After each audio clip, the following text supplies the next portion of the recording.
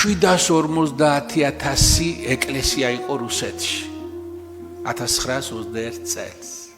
არა, 17 წელს. 100 ეკლესია არის 1929 წელს. 150-მდე მღვდელმთავარია. 3 მღვდელმთავარი ყავს 1929 წელს. საქართველოში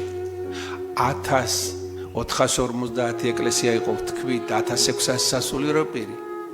3 მღვდელმთავარი, აქედან ერთი გადასახლებაში გარდაცვლილი, ერთი გადასახლებაშია. აი გადასახლებაში გარდაცვლილია ვარლამი ქუთათელი მიტროპოლიტი და დაპატიმრებულია ეფრემ სიდამონიძე, მე რო პატრიარქი იყო და 80-მდე ეკლესია. 45 წელს შემდგომ კალისტრატეს რომ დაავალეს კიდევ გვაინტერესებსო, 15 მოქმედი ეკლესია და 30 სასულიერო პირია.